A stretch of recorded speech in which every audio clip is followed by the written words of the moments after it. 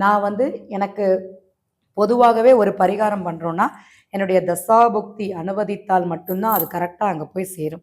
அதற்குன்னு ஒரு மீடியேட்டர் இருப்பார். அவர் சொன்னால் மட்டும்தான் அந்த பரிகாரம்ங்கிறது நமக்கு கரெக்டாக செய்ய முடியும்.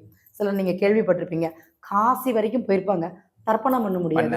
ஏதோ ஒரு நிகழ்வு இல்லைன்னா பெண்களால் ஏதோ ஒரு தடைங்கிறத அங்கே விலகி வந்துருவாங்க. பண்ண முடியாது அப்படிங்கிறது உண்மை. அவங்களுக்கு தசாபுக்தி அனுமதித்தால் மட்டும்தான் அந்த பரிகாரத்தை முழுமையாக அவங்க செய்ய முடியும். சரிங்களா? இப்போ எனக்கு தசாபுக்தி வேண்டாம், எதுவுமே வேண்டாம், நான் இந்த காலகட்டத்தில் என்னால் பரிகாரம் பண்ண முடியுமானா பண்ண முடியும். ஏன்னா 30 வருஷத்துக்கு ஒரு தடவை தான் இந்த தன்மைங்கிறது இங்கே அமையும். எங்க சூரியன் காலபுருஷனுக்கு 12வது வீட்டிலான சனி பகவான் காலபுருஷனுக்கு 12ஆம் இடமான மீன ராசியில் சஞ்சரிக்கும் போது, சூரிய பகவானின் பார்வைப்படும் போது இந்த மார்கழி மாசத்துல பரிகாரம் பண்ணலாம். அது நல்லா இருக்கும். அதே மாதிரி பார்த்தீங்கன்னா உங்களுக்கு பங்குனி மாசத்தில் சூரியன் வந்து மீனராசிக்கே சஞ்சாரம்ங்கிறது பண்ணுவார், அப்போ பண்ணலாம். அதே மாதிரி வைகாசி மாசத்தில் பரிகாரம் பண்ணலாமானா பண்ணலாம்.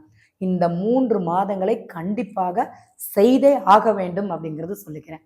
நான் இது வரைக்கும் நீங்கள் சொன்னதெல்லாம் எனக்கு தெரியாது, என்ன பண்ணணும்னு மாத்திரம் சொல்லுங்க அப்படின்னா, ஒரு போயிட்டு ஏதாட்டி ஒரு இடங்கள்ல பரிகாரம் பண்ணுவது சிறப்பு.